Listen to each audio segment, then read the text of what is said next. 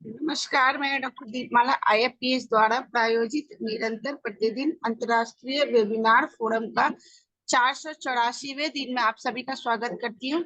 आज के इस वेबिनार को शुरू करने से पहले हम सभी लोग 1 मिनट का साइलेंट प्रेयर करेंगे। ओके, आज के हमारे गेस्ट स्पीकर हैं डॉक्टर नागेंद्र सिसोदिया। ये हमारे प्लेटफॉर्म पे पहले भी आ चुके हैं, फिर भी मैं इनका छोटा सा इंट्रो दे रही हूँ। इन्होंने एमडी किया है होम्योपैथ से और ये पीएचडी भी किए हुए हैं। ये एक्स गेस्ट लेक्चरर है डिपार्टमेंट ऑफ सर्जरी के ये state LBSH medical college Prayagraj UP के। अभी ये वर्तमान में assistant professor department of pathology की जीएचएमसी गाजीपुर यूपी के। इनका आज का विषय है गाउट के लिए होम्योपैथिक चिकित्सा और प्रबंधन। सो डॉक्टर नागेंद्र सिसोदिया, आपका आईएफपीएच मंच पे दोबारा फिर से बहुत बहुत स्वागत है। Over to you sir. Doctor Nagendra ji को बधाई, उन्होंने इनका पीएचडी अलॉट हो गया। तो नागेंद्र जी आपको बधाई है काफी। आप अपना सेशन शुरू कीजिए।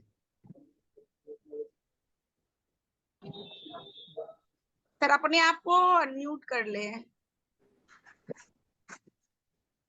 Hello, I am audible? Yes yes, thank you सानी सर। मैं डॉक्टर नागेंद्र कुमार सिसोदिया एक बार फिर से आईएफपीएच के 484वें दिन आप सभी सम्मानित श्रोतागणों, आदरणीय टीचर्स का फिर से स्वागत करता हूं। मैं जैसे मैम दीपमाला मैडम ने बोला, मैं doctor Nagendra Sisodia, assistant professor department of pathology, Ghazipur, Uttar Pradesh. आज का हमारा विषय है gout with homeopathic management. Just a minute.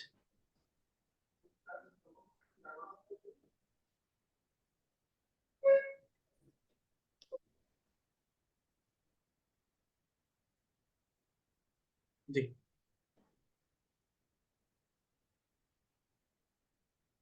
तो आज का टॉपिक स्टार्ट करते हैं बिना समय गवाए। गाउट विथ होम्योपैथिक मैनेजमेंट, जिसको हम हाइपर यूरिसेमिया बोलते हैं। बहुत कॉमन ये डिजीज है।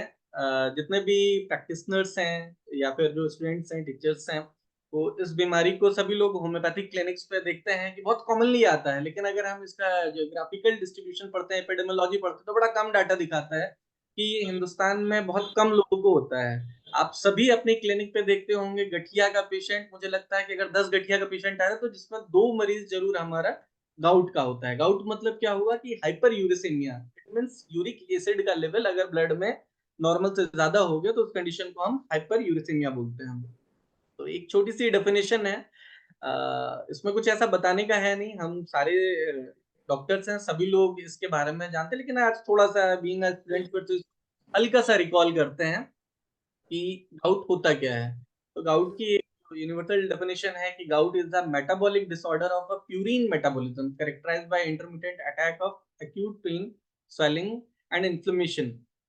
ये एक मेटाबॉलिक डिसऑर्डर है जिसमें होता क्या है, जो प्यूरिन एक कंपोनेंट है जो कि 80 to 90% ये प्यूरिन हमारी बॉडी खुद से बनाती है, और बाकी लगभग 10 से 20% हम बाहर के सोर्सों से लेते हैं। जैसे डाइट हो गया या फिर प्यूरिन बेस्ड कुछ सप्लीमेंट्स हैं, फ्रूट्स हैं, वेजिटेबल्स हैं, और कुछ सी फूड्स हैं जहां से हमें प्यूरिन आता है। और जब उसका प्रॉपर मेटाबॉलिज्म नहीं हो पाता, डिफेक्टेड मेटाबॉलिज्म होगा, तो उसकी वजह से क्या रहता है कि ये आगे चल के प्यूरिन कन्वर्ट हो जाता है हमारा यूरिक एसिड में। तो ये जब यूरिक एसिड का अमाउंट नॉर्मल से ब्लड के अंदर जब ज्यादा बढ़ना स्टार्ट हो जाएगा तो उस कंडीशन को हम हाइपर यूरेसेमिया बोलते हैं। और जब हाइपर यूरेसेमिया होगा तो मरीजों में जो शरीर के जो छोटी गांठ है, छोटे जॉइंट्स हैं, उनमें सबसे पहले पेन देखने को मिलता है। लिटरेचर कहता है कि सबसे पहला पेन हमको देखने को मिलता है कि लोअर लिम्ब में बिग टोम से स्टार्ट होता है। वो पेन कैसा होगा कि गांठ जो बॉल ऑफ थंब है वहां पे स्वेलिंग होगी, रेडनेस होगा, हीट होगा, इंटेंस पेन होगा, पेशेंट को टच करने से प्रॉब्लम होगा, स्टिफनेस होगी, जब वॉक करेगा तब उस कंडीशन में दर्द रहता है मरीज को। ये होता क्यों है? ये जो गाउट डेवलप कर रहा है वही जो हमारा यूरिक एसिड था, जो metabolic waste, nitrogenous metabolic waste था, जिसको हमारे यूरिन या स्टूल के थ्रू बाहर निकल जाना था, किसी वजह से अगर ब्लड के अंदर ये धीरे धीरे डिपॉजिट करना स्टार्ट करता है तो ये हमारी जॉइंट स्पेस में, साइनोवियल एरियाज में, स्पेसिस में जा करके धीरे धीरे डिपॉजिट होता है। साइनोवियल स्पेस में जाने की वजह क्या होती है, क्योंकि इसका मॉलिक्यूलर वेट मतलब साइज इसका बहुत छोटा होता है, तो इसकी वजह से ये आसानी से कहीं भी इन्फिल्टर कर जाता है। आज हम गठिया पढ़ लें, मतलब जोड़ों की बीमारी पढ़ लें, इस वजह से हम ये यूरिक एसिड के बारे में सिर्फ गठिया की बात करेंगे। ऐसा नहीं है, ये जो यूरिक एसिड है ये कहीं भी इन्फिल्टर कर जाता है। स्किन पे जाते तो वहाँ हाइब्स प्रोड्यूस करता है, इट मींस अर्टिक एरिया, बड़े बड़े पैचेस हो जाते हैं। अगर लंग्स में चला गया तो मरीजों को लंग के डिसऑर्डर हो जाता है, निमोनिया प्रोड्यूस करता है। ब्रेन में गया तो हाइड्रोकेफेलस हुआ, और भी कई जगहों पर जाता है। किडनी में जाकर के कलेक्ट हो गया तो वहाँ स्टोन का फॉर्मेशन करता है। अगर वही हमारे जॉइंट स्पेस में जाएगा तो सबसे पहले वहाँ धीरे धीरे जाकर के डिपोजिशन होना स्टार्ट होगा।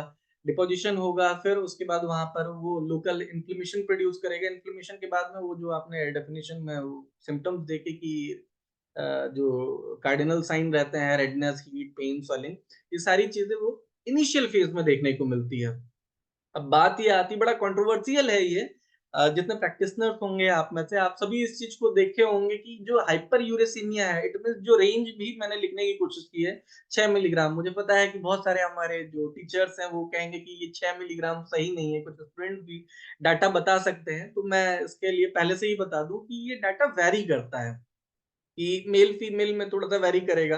फीमेल में कम होता है, मेल में थोड़ा ज्यादा रहता है। मेल में रहता है 3.5 टू 7 तक, कुछ कुछ रेफरेंस बुक में 7.2 तक दिया है कि जब इससे ज्यादा होगा तो उस कंडीशन को हम हाइपर यूरेसीमिया बोलेंगे। फीमेल में 2.5 से लेकर के 5.5, कुछ किताबों में 6 मिलीग्राम तक दिया है। अगर उससे ज्यादा जाता है तो वो हाइपर यूरेसीमिया होगा, और उसके बाद ही मरीजों को गठिया की प्रॉब्लम होगी। गठिया का मतलब छोटे जॉइंट से दर्द होना स्टार्ट होगा। लेकिन आप सभी देखे होंगे कि ये जो बीमारी है, कोई जरूरी नहीं है कि ये इस वैल्यू तक पकड़े, मतलब 6 मिलीग्राम डीएल या 7 मिलीग्राम डीएल जो थ्रेशोल्ड वैल्यू है उसको क्रॉस करे। उससे पहले ही अगर किसी का बॉर्डर लाइन पे आता है, 5-6 रहता है, उसके बाद भी उसको एक्यूट जो गाउट के सिम्टम्स रहते हैं, मतलब रेडनेस, हीट, पेन, स्वेलिंग, ये सारे सिम्टम्स आने स्टार्ट हो जाते हैं। तो ये जो रेंज है, ये क्लिनिकली मैं मतलब नहीं कहता हूँ कि मैं इसको वेरीफाई नहीं करता हूँ। कुछ पेशेंट में इंडिविजुअल कैरेक्टर है, कुछ को 7 पे भी लक्षण नहीं आते, मैंने देखा 9 पे भी कोई लक्षण नहीं आ रहा है, कुछ को 5 पे भी लक्षण आ जाते हैं। तो ये थोड़ा सा चर्चा का विषय है, इसको हम लोग बाद में देखेंगे। हाइपर यूरेसीमिया स्टूडेंट्स के लिए है कि जैसे यूपीएससी में क्वेश्चन पूछता है तो वहां पर आपको थ्रेशोल्ड वैल्यू बतानी रहती है।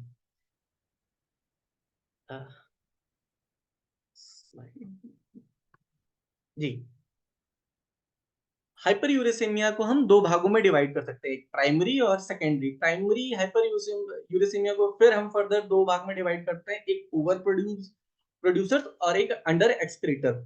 इसका मतलब क्या हुआ कि जो मैंने आपको बताया कि जो यूरिक एसिड है ये बॉडी का नाइट्रोजनस वेस्ट प्रोडक्ट है, इसको हमारे शरीर से निकल जाना चाहिए, या तो यूरिन के थ्रू निकल करके जाए या फिर स्टूल के थ्रू निकल करके जाए। अगर हम इसका नॉर्मल में मेटाबॉलिज्म देखेंगे, एक्सक्रीशन, तो जो भी हमारे शरीर में यूरिक एसिड बनता है उसका लगभग 60 से 70 से 80% यूरिन के थ्रू निकल जाता है, और लगभग 20 से 30% जो है वो स्टूल के थ्रू, वहां के जो बैक्टीरिया होते हैं इसको तोड़ करके बाहर स्टूल के थ्रू बाहर निकालते हैं।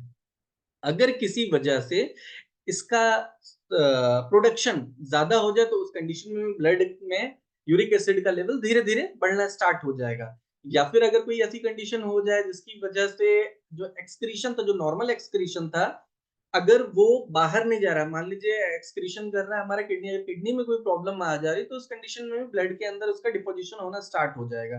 तो इन दोनों कंडीशन, या तो ज्यादा बन रहा है या फिर निकल नहीं पा रहा, तो उसकी वजह से रिजल्ट यही रहेगा कि ब्लड में धीरे धीरे करके यूरिक एसिड का डिपोजिशन होना स्टार्ट हो जाएगा, और वो हमारा हाइपर यूरेसेमिया डेवलप करेगा, जिसकी वजह से एक्यूट गाउट वाले सिम्टम्स आएंगे।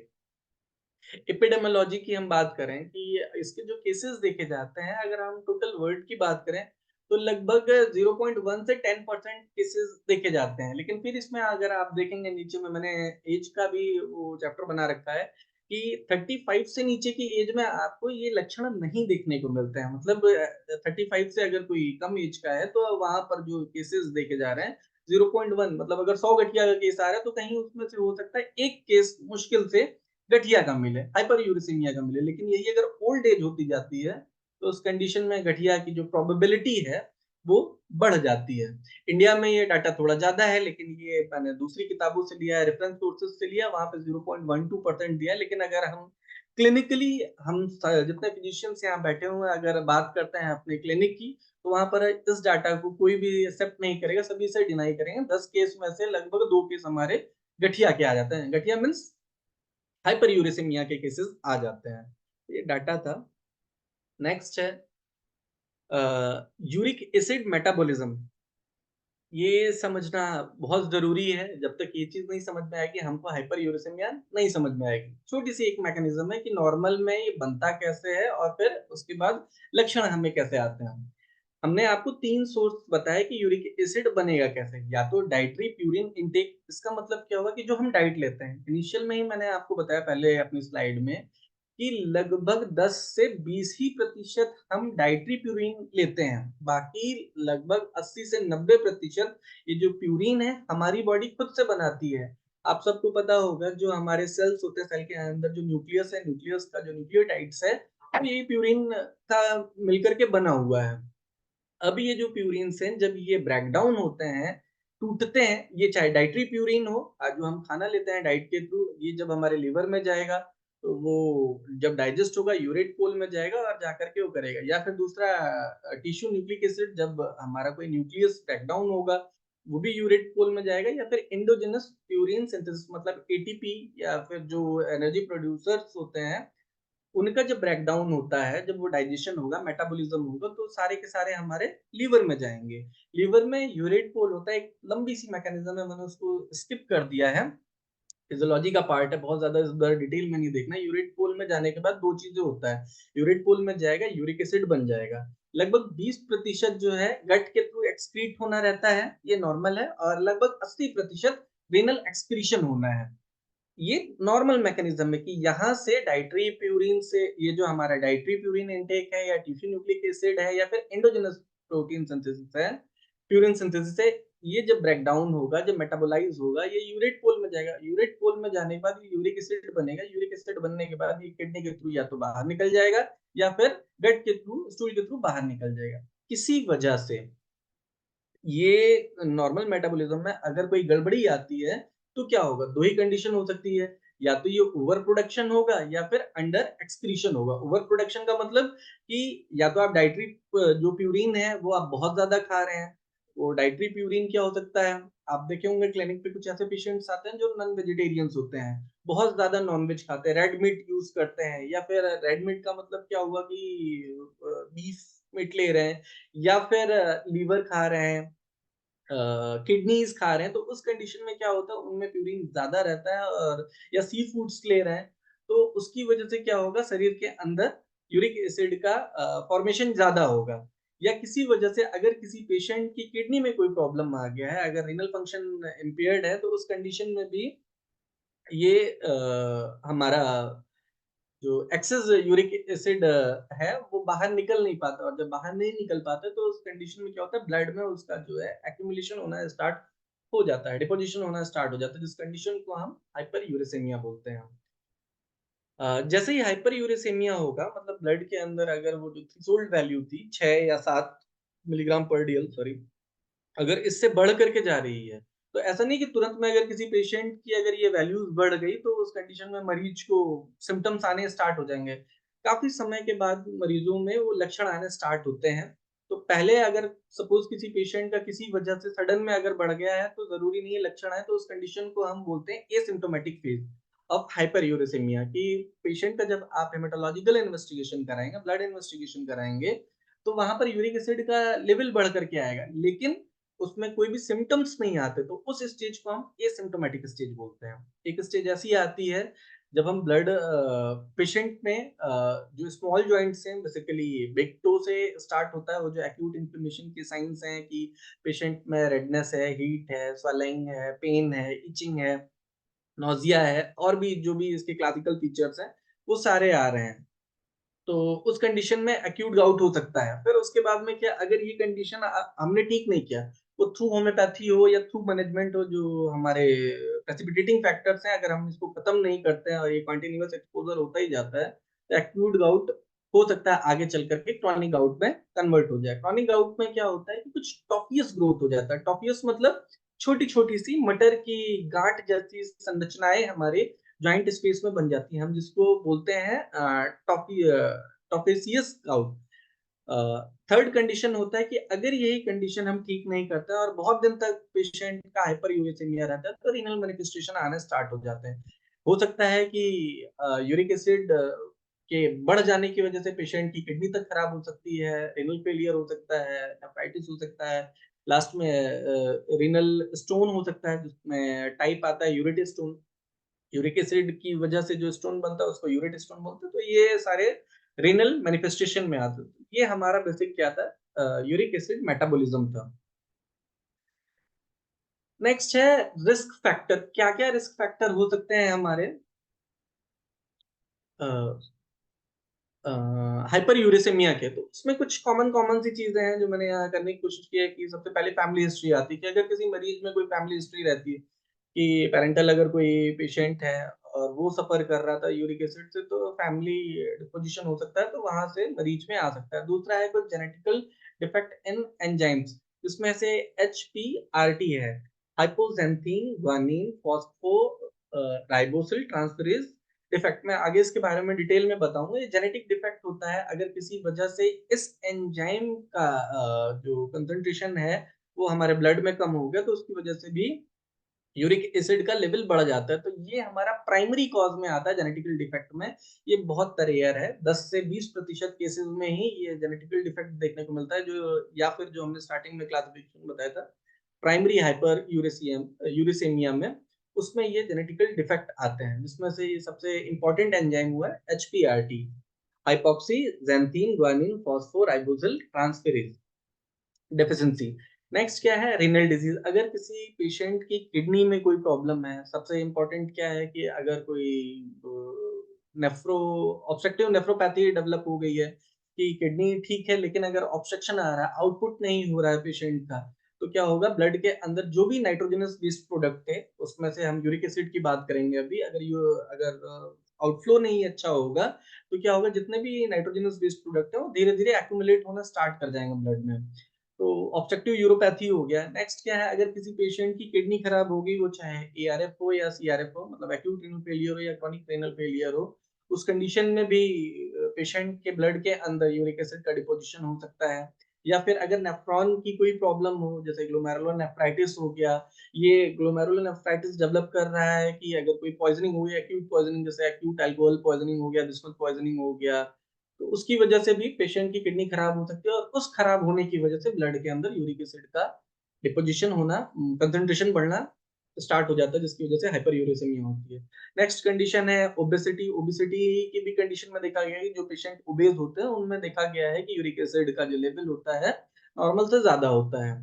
फिर अगर हम सेक्सुअल डिस्ट्रीब्यूशन करें तो male are more common comparison to female.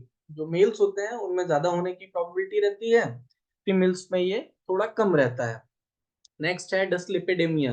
अगर किसी पेशेंट का जो लिपिड प्रोफाइल है अगर वो गड़बड़ है, मतलब अगर उसका लेवल ज्यादा हो गया, तो उस कंडीशन में भी हम देखते हैं कि पेशेंट का यूरिक एसिड लेवल बढ़ जाता है। नेक्स्ट है ग्लूकोज इंटॉलरेंस। अगर कोई पेशेंट डायबिटिक है जिसका ग्लूकोज लेवल मेंटेन नहीं रह रहा है, उस कंडीशन में भी यूरिक एसिड का लेवल बढ़ा रहता है। नेक्स्ट है कंडीशन हाइपरटेंशन। अगर कोई पेशेंट बीपी का पेशेंट, तो ऐसे मरीजों में भी आप देखेंगे कि यूरिक एसिड का जो लेवल है ब्लड के अंदर इंक्रीज कर जाता है। थर्ड पॉइंट है डाइट। डाइट का मतलब हो गया हमारा वही प्यूरिन रिच डाइट। डाइट में वही प्यूरिन रिच डाइट में अलग अलग है, बहुत सारे लोग थोड़ा सा कंफ्यूज हो जाते हैं, हरी पत्तेदार सब्जियों को भी बोल देते हैं। ऐसा नहीं है, सारी पत्तेदार जो सब्जियां होती हैं उनमें प्यूरिन नहीं होता है। बेसिकली जो सबसे रिच सोर्स है हमारा प्यूरिन का, वो हमारी नॉनवेज डाइट है। नॉनवेज में भी क्या, स्पेशली सी फूड्स, जो भी सी फूड्स होते हैं, जैसे क्रैब हो गया, फिश हो गई, और मीट में रेड मीट हो गया। फिर मीट में भी स्पेशल क्लासिफिकेशन है कि जैसे लीवर है, लीवर है, किडनी है, अगर इनका कंजप्शन होता है तो ऐसी कंडीशन में भी पेशेंट में हाइपर यूरेसिमिया हो सकता है। नेक्स्ट कंडीशन है हमारा अल्कोहल कंजप्शन।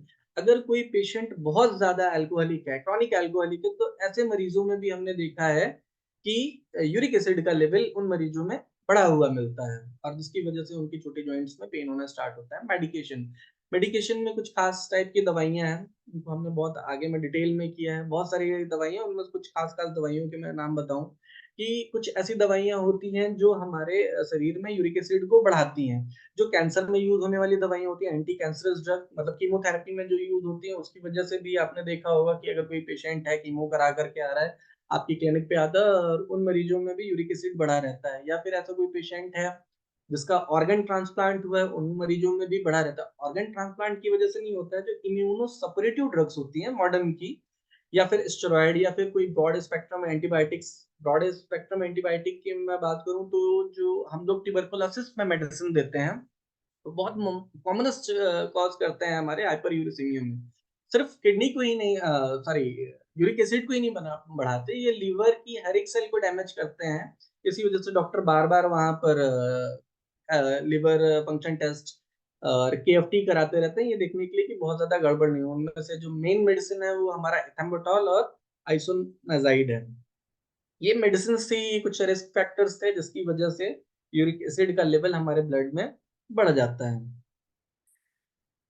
नेक्स्ट है, ये थोड़ा-सा मैंने डायग्राम बनाने की कोशिश की थी। मेटाबॉलिक सिंड्रोम है, अल्कोहल है, अगर कोई बहुत ज़्यादा अल्कोहल यूज़ कर रहा है तो उनमें यूरिक एसिड बढ़ सकता है, ब्लड प्रेशर की वजह से हो सकता है, डायबिटीज़ की वजह से हो सकता है, हाई प्यूरिन डाइट की वजह से हो सकता है, यूज़ ऑफ डाययूरेटिक। बहुत सारे ऐसे मरीज़ लोगों का ये भी सोचना रहता है कि डाययूरेटिक ऐसी दवाइयाँ होती हैं जो फ़िल्ट्रेशन को बढ़ा देती हैं, लेकिन अगर डाययूरेटिक में जैसे मॉडर्न में बहुत कॉमन सी लैसिक्स का नाम सभी सुने होंगे, लैसिक्स डाइटोर, इसका ओवर यूज़ करने की वजह से भी ब्लड के अंदर यूरिक एसिड का लेवल बढ़ जाता है। तो अगर कोई पेशेंट हमारा है, तो ऐसे मरीजों में हमको ये जो डाययूरेटिक्स हैं देने से परहेज करना होगा।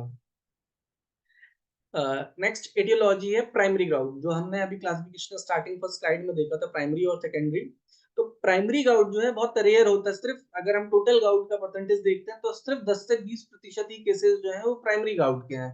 बाकी 70 से 80 से 90% जो गाउट होता है वो सेकेंडरी गाउट है। प्राइमरी गाउट का मतलब क्या हुआ, ये रेयर एंजाइम डेफिशिएंसी है। अगर कोई जेनेटिक डिजीज हो गई उसको हम लोग प्राइमरी में रख रहे हैं। जैसे आपको मैंने बताया था एचपीआरटी, हाइपोजेंथीन ग्वानिन फॉस्फोराइबोसिल ट्रांसफेरेज डेफिशिएंसी, अगर इसकी डेफिशिएंसी हो गई तो पेशेंट में प्राइमरी गाउट होगा। नेक्स्ट क्या है, फॉस्फोराइबोसिल पायरोफॉस्फेट सिंथेसिस सुपर एक्टिविटी, अगर ये ज्यादा सुपर एक्टिव हो गया तो उस कंडीशन में हमारे शरीर में यूरिक एसिड का फॉर्मेशन ज्यादा होगा। नेक्स्ट कंडीशन है, एक एंजाइम है ribose 5 phosphate AMP deaminase deficiency, अगर इसकी कमी होगी तो इसकी वजह से भी मरीजों में हाइपरयूरेसिमिया डेवलप करेगा। तो ये प्राइमरी गाउट था, ये रेयर है, बस किताब में इस वजह से हमें देखना रहता है। आते हैं पेशेंट, लेकिन बहुत रेयर है, अगर सामने आ भी जाते तो जल्दी ये डायग्नोज नहीं होता। नेक्स्ट है सेकेंडरी गाउट। सेकेंडरी गाउट में हमने क्या देखा कि दो चीजें देखी, एक इंक्रीज यूरिक एसिड प्रोडक्शन और दूसरा डिक्रीज एक्सक्रीशन। तो सेकेंडरी गाउट में सबसे पहले क्या होगा कि ओवर प्रोडक्शन क्यों हो रहा है। यहाँ पे कुछ पॉइंट्स हैं, कुछ डिजीजेस हैं, जिसमें सबसे पहले हमने मेंशन किया है chronic haemolytic anaemias, secondary polycythaemia, severe exfoliative psoriasis, Gaucher's disease, cytotoxic drugs, glucose 6 phosphate deficiency, high purine diet. Chronic haemolytic anaemia, इसका मतलब क्या हो, बहुत सारी ऐसी एनीमिया हैं, जैसे G6PD हो गया, आप सबने नाम सुना होगा कि एंजाइम होता है आरबीसी में, जब वो एब्सेंट हो जाता है तो उसकी वजह से अपने मतलब 100 से 120 दिन पहले से ही जो नॉर्मल लाइफ साइकिल थी उससे पहले ही ये सेल टूट जाती है। या फिर हम थैलेसेमिया बोलें, सिकल सेल एनीमिया बोलें, और इसमें बहुत सारी ऐसी पॉइंट्स हैं जो छूट गए हैं, जैसे ल्यूकेमिया हो गया, कार्सिनोमा हो गया। उस कंडीशन में सेल क्या होता है, अपने जो नॉर्मल लाइफ स्पैन होता है उससे पहले ही टूट जाते हैं। जब सेल टूटेगा तो उसका न्यूक्लिक एसिड भी टूटेगा, न्यूक्लिक एसिड में प्यूरिन था, प्यूरिन ज्यादा टूटेगा तो यूरिक एसिड ज्यादा बनेगा, जब यूरिक एसिड ज्यादा बनेगा तो पेशेंट में हाइपरयूरेसिमिया होगा। तो ये जितने भी आपने पॉइंट्स देखे, इन सब में क्या होता है, सेल्स टूट जाती हैं। सोरियासिस में भी यही सेम कंडीशन होता है। गाउचर डिजीज ये एक जेनेटिक डिजीज है, इसमें भी यही चीज होता है। इसमें एक टाइप का एंजाइम होता है जिसका एक्यूमुलेशन होने लगता है, ग्लूकोसेरोब्रोसाइड एक्यूमुलेशन होगा, और उसकी वजह से भी क्या होता है, हमारा यूरिक एसिड बनेगा। नेक्स्ट है साइटोटॉक्सिक ड्रग्स। साइटोटॉक्सिक ड्रग्स वो हैं जो कार्सिनोमा में, एचआईवी में इम्यूनोसेपरेटिव ड्रग्स, या फिर हमारी एंटीबायोटिक्स, या फिर एंटी कैंसरस ड्रग। ये साइटोटॉक्सिक ड्रग्स होती हैं, इनके ओवर यूज करने की वजह से हमारे ब्लड के अंदर यूरिक एसिड का डिपोजिशन ज्यादा स्टार्ट हो जाएगा। तो ऐसी कंडीशन में भी हम पेशेंट को प्रॉब्लम होगा। नेक्स्ट है glucose 6 phosphate deficiency, high purine diet. अगर पेशेंट हाई प्यूरिन डाइट ले रहा है तो वहाँ उसको सेकेंडरी गाउट होगा, तो उस टाइप जो कंडीशन रहेगा तो उसको हम सेकेंडरी गाउट में रखेंगे। सेकेंडरी गाउट में एक दूसरी जो पहले प्राइमरी हमारी कंडीशन थी कि ओवर प्रोडक्शन हो रहा था, अब जो दूसरा कंडीशन है सेकेंडरी गाउट का वो डिक्रीज यूरिक एसिड एक्सक्रीशन, कि मतलब बन तो रहा था नॉर्मली लेकिन उसका जो एक्सक्रीशन था वो बाहर नहीं हो पा रहा है। जब बाहर नहीं हो पाएगा तो क्या होगा, धीरे धीरे वो जो नॉर्मल लेवल से वो ओवर प्रोडक्शन हो जाएगा, सॉरी ओवर प्रोडक्शन नहीं हो जाएगा, उसका जो लेवल था नॉर्मल थ्रेशोल्ड लेवल से वो बढ़ जाएगा। डिक्रीज यूरिक एसिड एक्सक्रीशन हो रहा है वो किन कंडीशन में, जैसे किसी पेशेंट की किडनी खराब हो गई, जब पेशेंट की किडनी खराब होगी तो जो पेशेंट का नॉर्मल मेटाबॉलिक वेस्ट था वो बाहर जाएगा नहीं, तो बाहर जाएगा नहीं तो ब्लड के अंदर धीरे धीरे बढ़ना स्टार्ट होगा। एक कंडीशन ये है कि रिनल फेलियर होने की वजह से ब्लड के अंदर यूरिक एसिड बढ़ रहा है। दूसरा क्या है, अल्कोहल। अगर कोई पेशेंट है क्रॉनिक अल्कोहलिक है तो उस कंडीशन में भी पेशेंट का यूरिक एसिड बढ़ता है। क्यों बढ़ रहा है, अल्कोहल के यूज की वजह से। अल्कोहल एक अल्कोहल जब हमारे लीवर में जाता है तो एल्डिहाइड में कन्वर्ट होता है और ये एल्डिहाइड हमारे जो सेल्स होती हैं उनको आकर के डैमेज करता है। डैमेज होने की वजह से क्या होगा, हमारा यूरिक एसिड बढ़ेगा, वही यूरेट पूल में जाएगा, यूरेट पूल में जाने के बाद में यूरिक एसिड का फॉर्मेशन बढ़ेगा। फिर नेक्स्ट कंडीशन है Down syndrome, myxoedema, lead poisoning, beryllium poisoning, या drugs like aspirin, cyclosporine, cytotoxic drug, diuretic, ethambutol, levodopa, pyrazinamide. ये इतनी मेडिसिन हैं जिसकी वजह से जो हमारा एक्सक्रीशन है वो ब्लड के अंदर यूरिन के थ्रू जो एक्सक्रीशन होना चाहिए वो बाहर नहीं निकल पाता है, वो ब्लड के अंदर यूरिक एसिड का डिपोजिशन होना स्टार्ट हो जाता है। अब हम बात करते हैं टाइप्स की, कि इसके कितने टाइप होते हैं यूरिक एसिड के। गाउट के कितने टाइप होते हैं, तो प्रोग्रेशन के हिसाब से हमने इसका बेसिक 4 टाइप में क्लासिफिकेशन किया है। सबसे पहले हो गया हमारा एसिम्प्टोमेटिक हाइपरयूरेसिमिया, दूसरा हो गया एक्यूट गाउट, तीसरा हो गया इंटरवल गाउट, चौथा हो गया क्रॉनिक गाउट, पांचवा एक सब कंडीशन होता है जिसको स्यूडो गाउट कहते हैं। तो हम लोग सबसे पहले एसिम्प्टोमेटिक हाइपरयूरेसिमिया देखते हैं। स्टार्टिंग में हम डिस्कस कर चुके हैं कि पेशेंट के ब्लड में यूरिक एसिड का लेवल बढ़ा हुआ मिलेगा लेकिन पेशेंट में कोई भी सिम्टम आएंगे नहीं, ठीक है। तो उस कंडीशन को हम बोलते हैं एसिम्प्टोमेटिक हाइपरयूरेसिमिया। यहाँ पर अगर किसी पेशेंट का, अगर हमारे पास एक्सीडेंटल पेशेंट आता है, हमने कोई उसको रूटीन टेस्ट लिखा और वहां पर अगर पेशेंट का हाइपरयूरेसिमिया शो कर रहा है तो वहां पर किसी ट्रीटमेंट की जरूरत नहीं, वो चाहे होम्योपैथ हो या एलोपैथ हो, वहां पर सिर्फ हमको मैनेजमेंट करके पेशेंट का जो यूरिक एसिड लेवल है उसको मेंटेन कर सकते हैं हम, डाइट और रेजिमेन को ठीक ठाक करके। सेकंड कंडीशन है हमारा एक्यूट गाउट। एक्यूट गाउट का मतलब क्या है, वो जो क्लासिकल फीचर है गठिया का वो एक्यूट गाउट में आता है, कि वो जो छोटी ज्वाइंट से स्टार्ट होता है, फिर अगर ये ठीक नहीं होता धीरे धीरे करके ये हमारे बड़ी ज्वाइंट्स के ऊपर जाना स्टार्ट करता है। और जो क्लासिकल फीचर थे कि सबसे पहले वहां पे रेडनेस होगा, छूने पर गर्म रहेगा, पेशेंट को बहुत सीवियर पेन रहेगा, टच करने से मना करेगा, डरेगा, और इसके साथ में वहां पर इचिंग होगी, शाइनी स्किन होगी, वो सारे एक्यूट टाइप के कंडीशन में आता है। तो इस कंडीशन में क्या होता है, यूरिक एसिड जो क्रिस्टल्स होते हैं डिपॉजिट होना स्टार्ट कर जाते हैं। ये डेवलप, ये जो सारे लक्षण थे डेवलप क्यों हो रहे थे, ये जो यूरिक एसिड क्रिस्टल्स थे ये आगे चल करके सोडियम मोनोयूरेट बनाते हैं। ये जो क्रिस्टल्स होते हैं सोडियम मोनोयूरेट के, ये हमारे जॉइंट स्पेस पे आकर के कलेक्ट होंगे। कलेक्ट होने के बाद में ये सोडियम मोनोयूरेट एक इन्फ्लेमेटरी रिस्पॉन्स प्रोड्यूस करेंगे, वहां इन्फ्लेमेशन प्रोड्यूस करेंगे, और इन्फ्लेमेशन के बाद में आपको वो क्लासिकल फीचर देखने को मिलता है।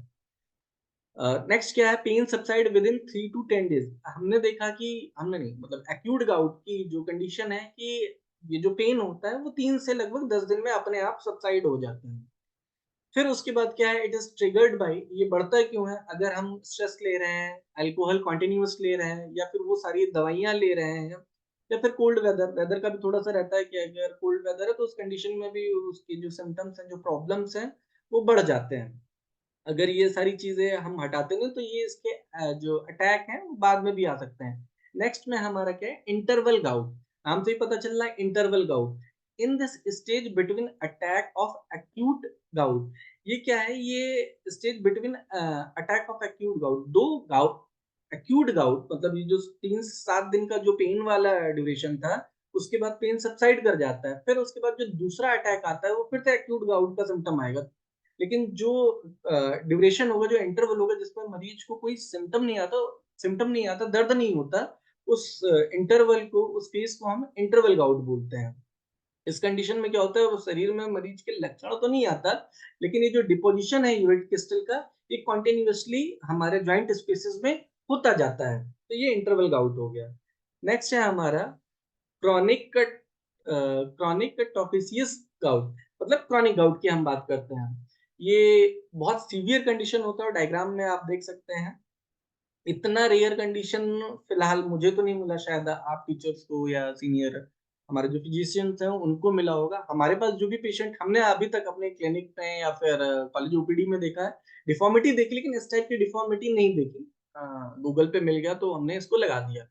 तो यहाँ पर आप देख पा रहे होंगे पूरी तरह से डिफॉर्म्ड है, बहुत सारा कंफ्यूजन है। जो नए डॉक्टर हैं, जो नए स्टूडेंट हैं हमारी तरह, उनको डायग्नोज करने में बड़ी दिक्कत होती है कि ये एक्चुअल में गाउट की वजह से डिफॉर्मिटी है ये, या फिर और भी, जैसे लगभग 147 टाइप की, मोटा मोटा अगर हम बात करें, गठिया की लगभग 147 टाइप है, और बहुत सारी गठिया में हम लोगों ने देखा है कि शरीर के अंदर डिफॉर्मिटी आ जाती है। शरीर में डिफॉर्मिटी का मतलब क्या हुआ, ज्वाइंट स्पेस में हमारे डिफॉर्मिटी आ जाती है। अब हमको बड़ा मुश्किल हो जाता है कि डिफरेंशिएट करना कि ये गठिया मतलब यूरिक एसिड की वजह से ये डिफॉर्मिटी आई है, या फिर किसी दूसरी गठिया मतलब अर्थराइटिस की वजह से ये हमारा आया है।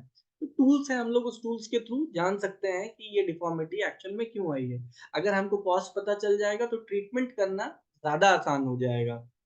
तो जो क्रॉनिक गाउट है हमारा, ये बहुत सीवियर कंडीशन होती है। इसमें क्या होता है, परमानेंट डैमेज हो जाता है हमारा जो ज्वाइंट स्पेस है, जो कार्टिलेज है वो पूरी तरह से ज्वाइंट डैमेज हो जाएगा, और उस स्पेस में, ज्वाइंट स्पेस में टॉफिसियस ग्रोथ हो जाती है। वो स्टार्टिंग होती है हमारा मटर के दाने के बराबर से स्टार्ट होती है।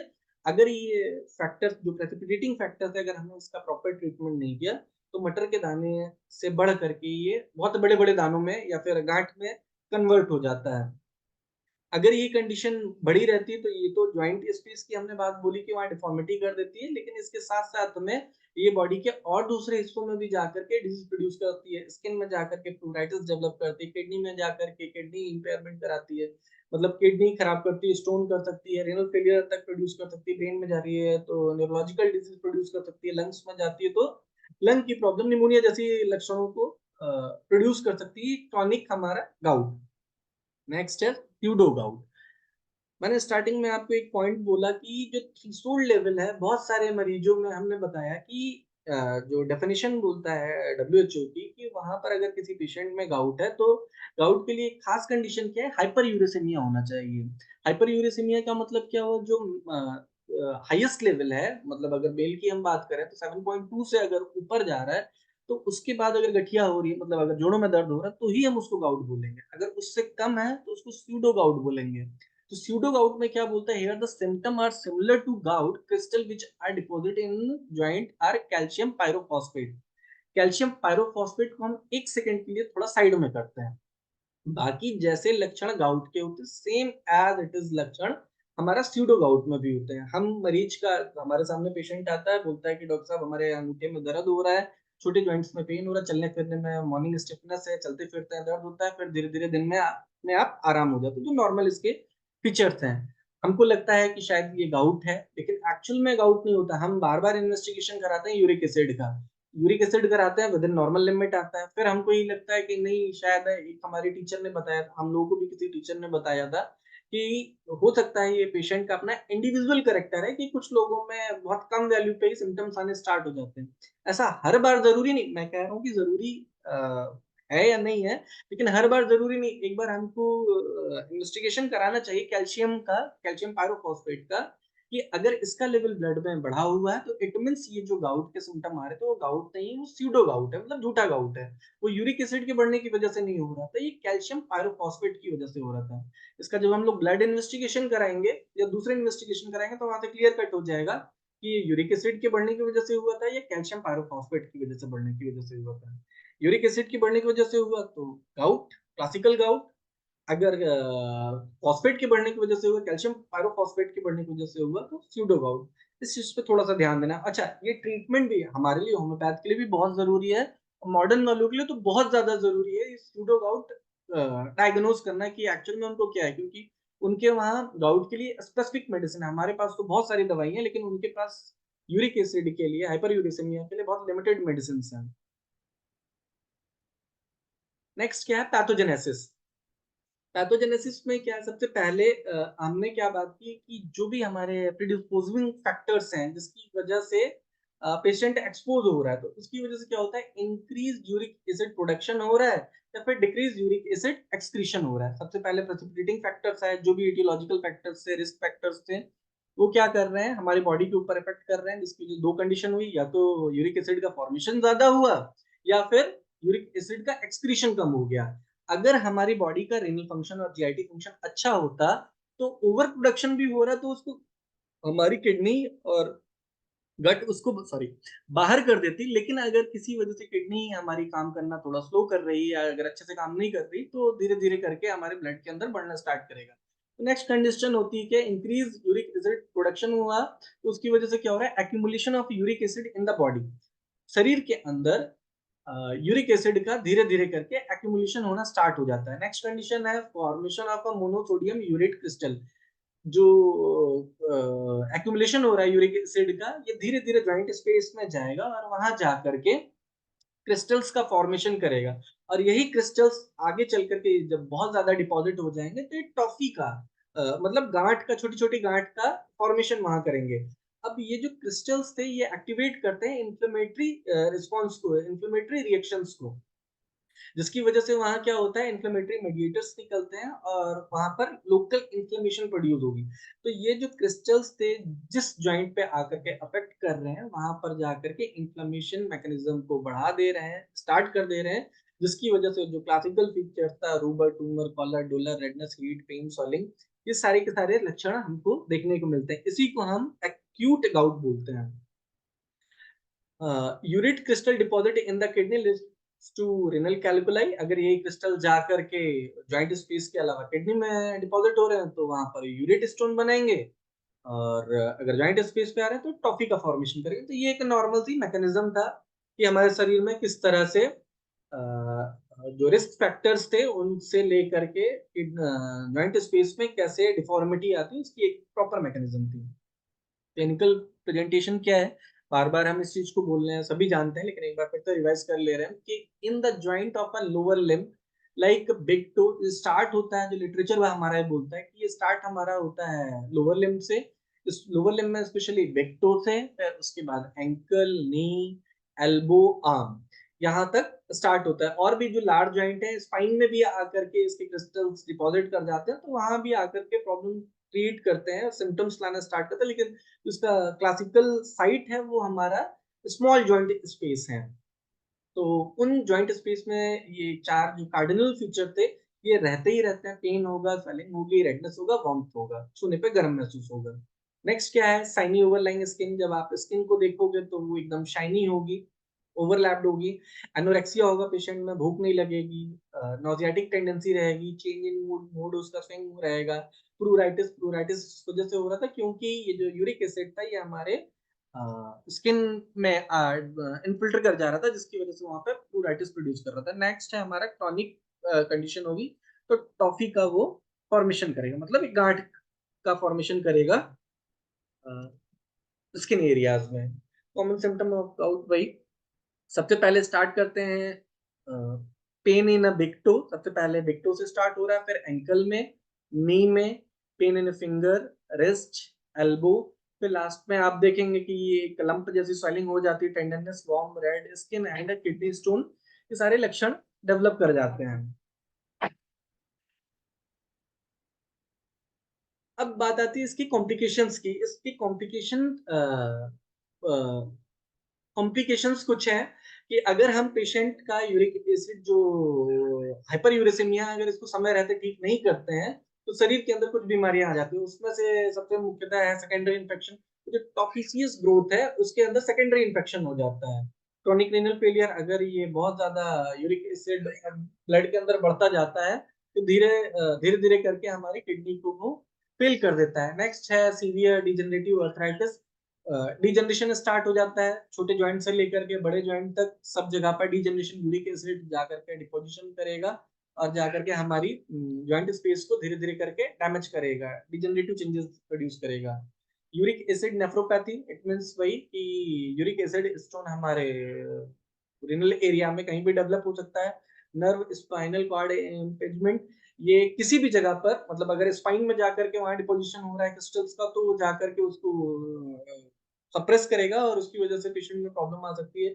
जॉइंट डैमेज कर सकता है, जॉइंट डिफॉर्म कर सकता है, लॉस ऑफ मोबिलिटी कर सकता है और ऑस्टियोपोरोसिस कर सकता है। तो इसके कुछ कॉमन से कॉम्प्लिकेशन है, अगर समय रहते हमने इसको ठीक नहीं किया तो ये नॉर्मल से मतलब कुछ कॉम्प्लिकेशंस आ सकते हैं। रेयर है लेकिन होता है अगर हम इसका समय रहते इलाज नहीं करते। डायग्नोसिस बहुत इंपॉर्टेंट है ये, जो मुख्यतः हम लोग अपने क्लिनिक में पेशेंट्स को एडवाइस करते हैं वो केएफटी किडनी फंक्शन टेस्ट लिखते हैं। किडनी फंक्शन टेस्ट में ही हमारा यूरिक एसिड आ जाता है, वही देख करके हम करा देते हैं। लेकिन बिना ब्लड की जांच के भी अगर हम थोड़ा सा मेडिकल हिस्ट्री पेशेंट से लेते हैं तो लगभग प्रोबेबल डायग्नोसिस हमारा हो जाता है मरीज का।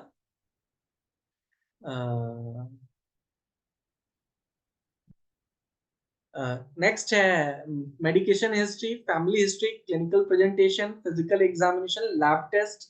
लैब टेस्ट में एलिवेटेड ईएसआई डब्ल्यूबीसी रहेगा, साइनोवियल फ्लूइड एग्जामिनेशन कराएंगे। साइनोवियल फ्लूइड जब एग्जामिनेशन कराएंगे तो वहां पर हमको देखने को मिलेगा कि मरीज का क्लासिकल गाउट है या स्यूडो गाउट है।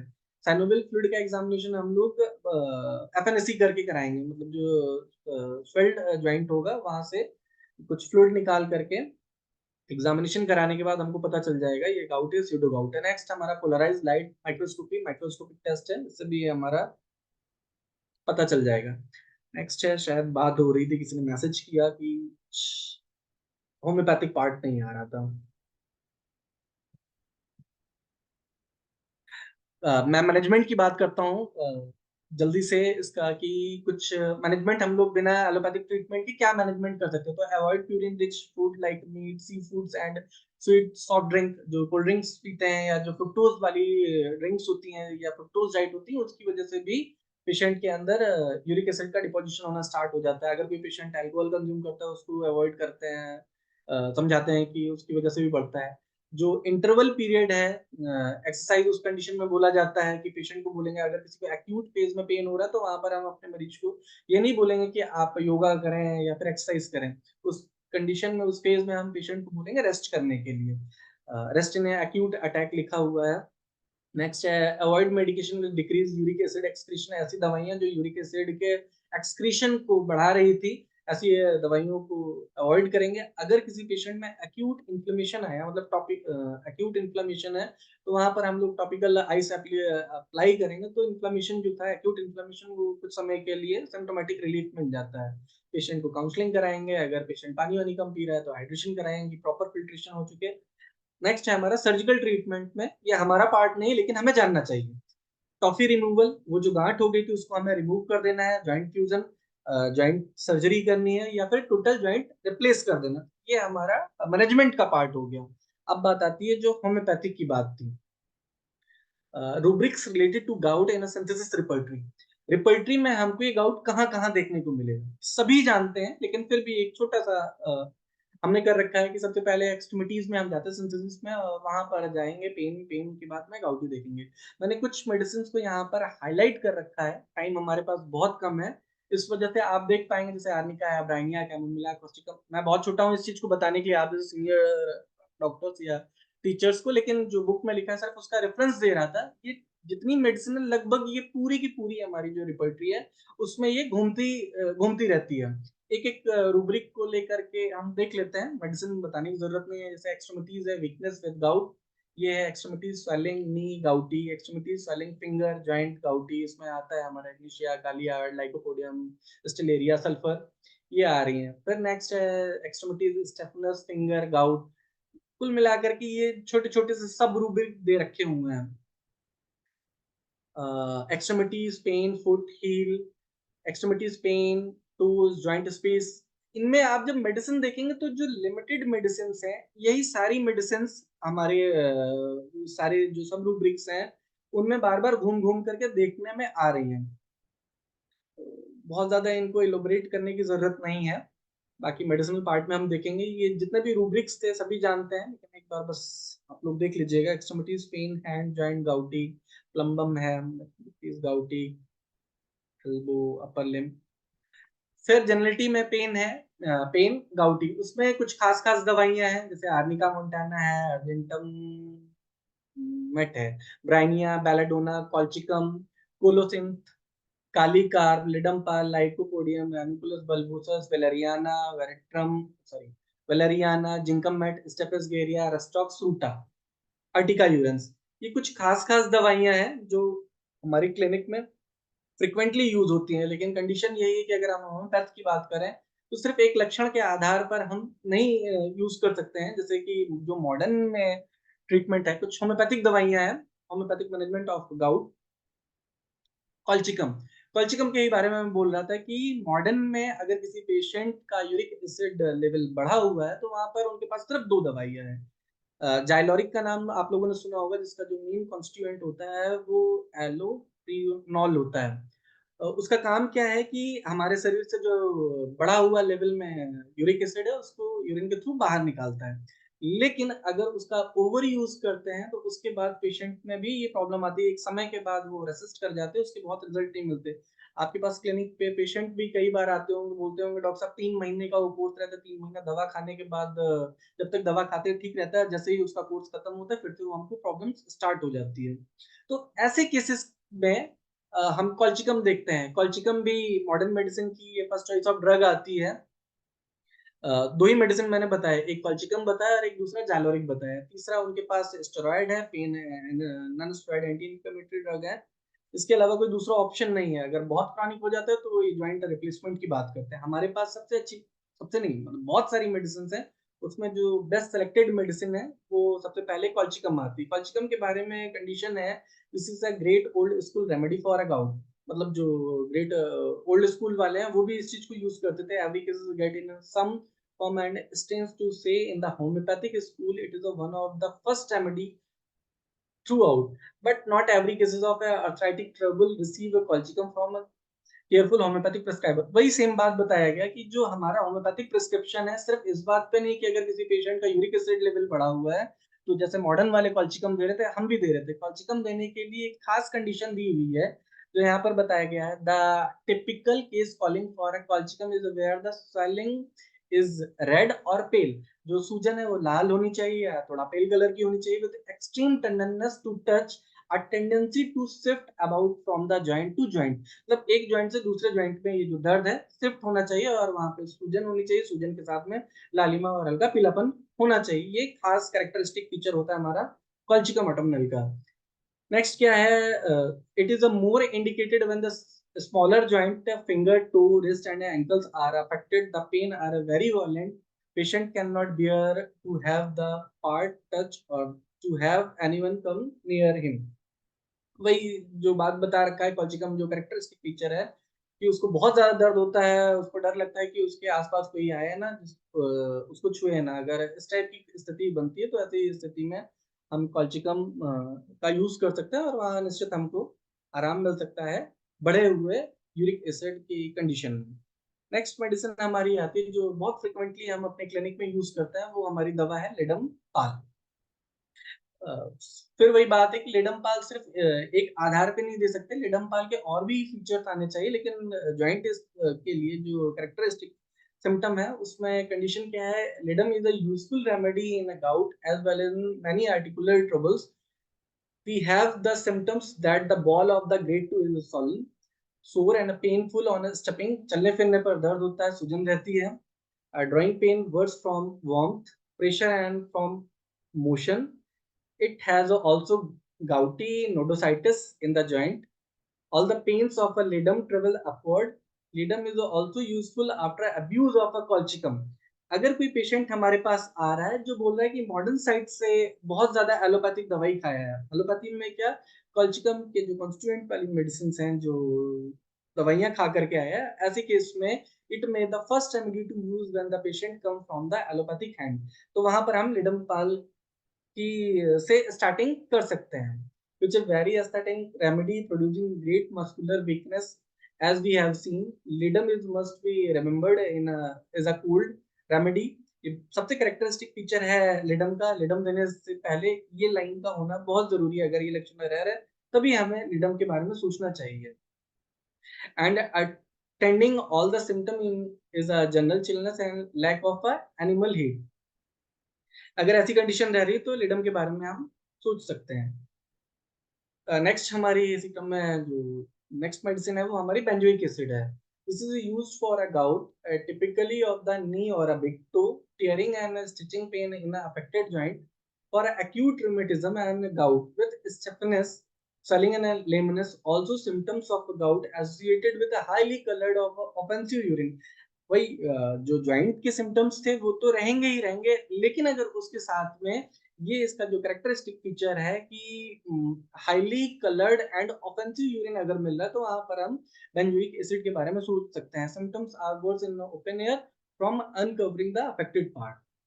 अगर ऐसे लक्षण मिलते हैं तो हम बेंजोइक एसिड के बारे में सोच सकते हैं और ये हमारा हाइपरयूरेसिमिया को ट्रीट कर सकता है। जो नेक्स्ट हमारी मेडिसिन है अर्टिका यूरेंस। लगभग मैंने देखा है कि लगभग हर प्रिस्क्रिप्शन पे जो इमीडिएट प्रिस्क्रिप्शन हम करते हैं उन सारे प्रिस्क्रिप्शन में हमने देखा है कि इस मेडिसिन का जरूर कहीं ना कहीं इस्तेमाल होम्योपैथिक फिजिशियंस करते हैं। तो अर्टिका यूरेंस में क्या लिखता है, this remedy help in the elimination of the uric acid from the body. जो बढ़ा हुआ यूरिक एसिड है उसको ब्लड से निकालने का काम हमारा ये अर्टिका यूरेंस करता है। The patient has a tendency to gout and uric acid formation.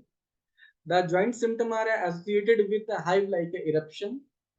There is a pain in the shoulder, deltoid region, wrist and ankle. The patient is worse from the exposure to cold, moist air, snow air, water and touch. The selected remedy that most closely has the symptom. अगर ये सारे लक्षण मिलते हैं, ऐसी सारी conditions रहती है तो अर्टिका यूरेंस हमारी दवा हो सकती है। नेक्स्ट है बर्बेरिस वल्गैरिस। Barbaris vulgaris में बोलता है this remedy is indicated when there are sudden pains of pain stitching in gouty joint which are worse from the motion. The pain often radiate out from the affected part or move the different area altogether. The person has a tendency toward kidney stone and may act all over. अगर ऐसी condition रहती है तो भी हम सोच सकते हैं। एक दूसरी मेडिसिन हमारी आती है guaiacum, bryonia, rhus tox, arnica montana, belladonna, ammon phos, zincum met, कैलेरियाना और कैलमिया। इसके अलावा और भी बहुत सारी दवाइयां हैं। हम बहुत सारी दवाइयों को यहाँ पर एक्सप्लेन नहीं कर सकते, लगभग ये इतनी दवाइयां हैं। इसके अलावा और भी बहुत सारी दवाइयां हैं जो हमारे हाइपर यूरिसीमिया में काम आती हैं। यहाँ पर हमारी स्लाइड खत्म होती है।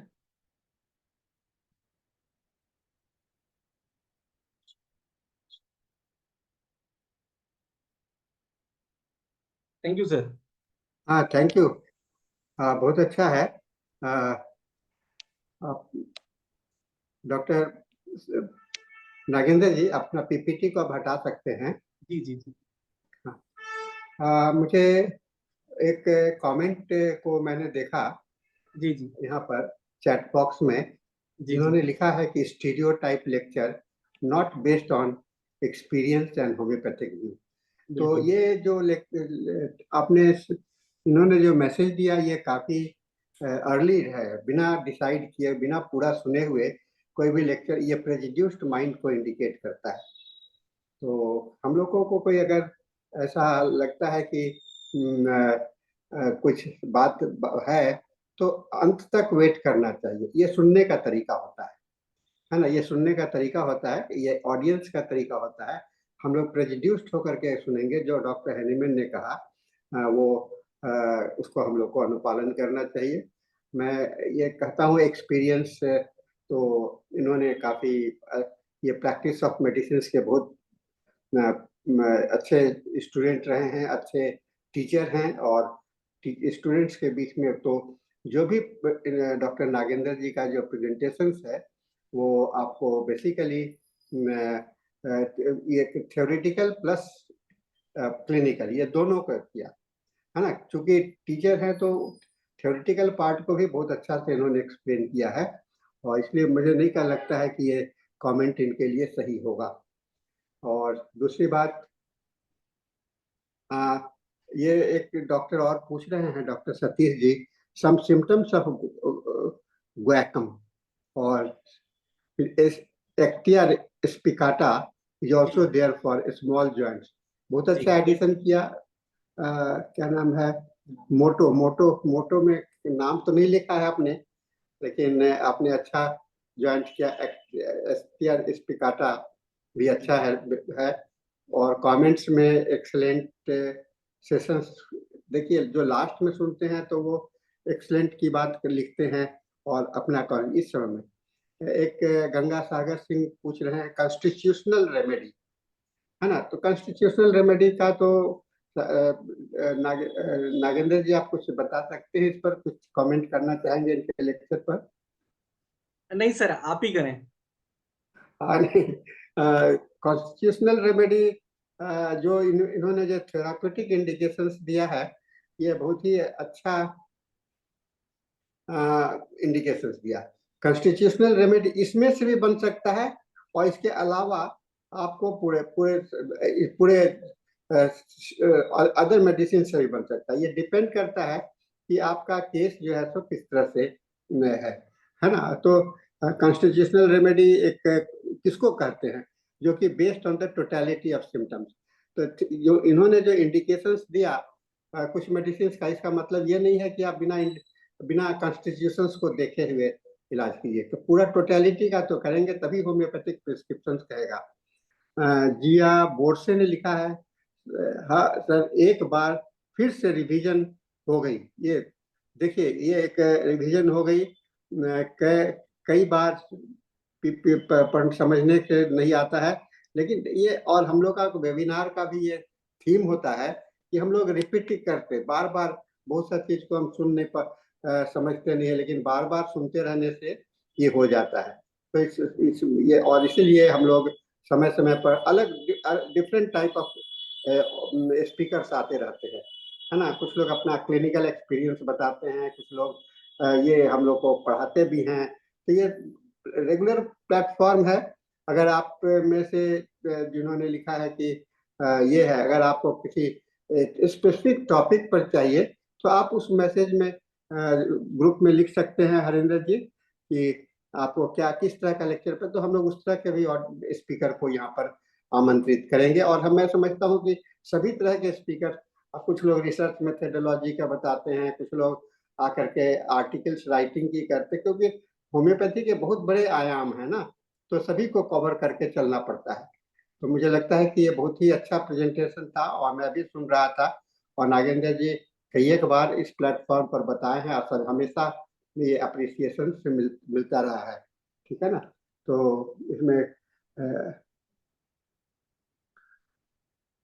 और रामप्रवेश जी ने भी बहुत अच्छा कमेंट किया। आइए just like a CME programme, just like नहीं है ही, ये सीएमई प्रोग्राम है ही, समझ गया ना।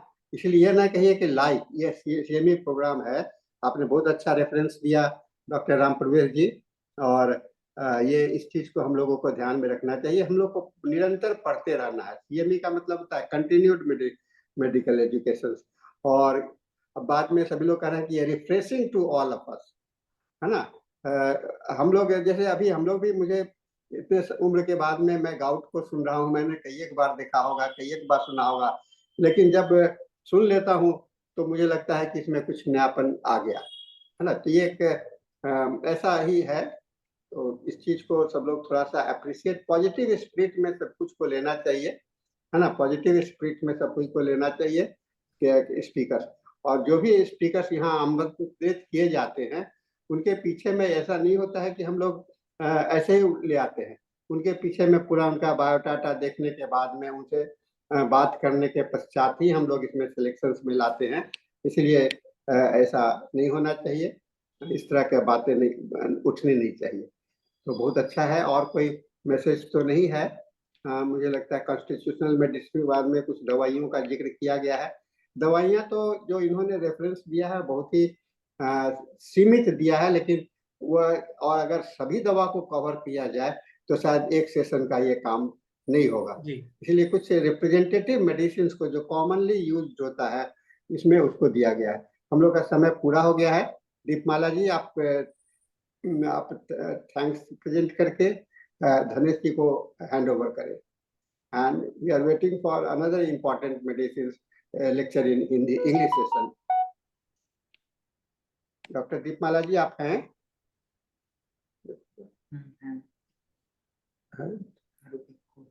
डॉक्टर दीपमाला जी।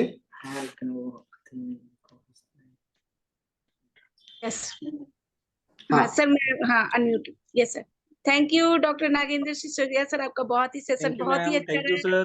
सभी ऐसे ही ऑडियंस आते को बहुत बहुत धन्यवाद। ऐसे ही आते रहिए और नए नए टॉपिक के साथ हम लोगों के साथ अपना एक्सपीरियंस शेयर करिए। So thank you once again. जी अब जी हमारा हिंदी सेशन खत्म हो रहा है और इंग्लिश सेशन स्टार्ट होने जा रहा है। सो अब यह धन्यवाद। मंच मैं डॉक्टर धनेश को हैंड ओवर कर रही हूँ। Over to you sir.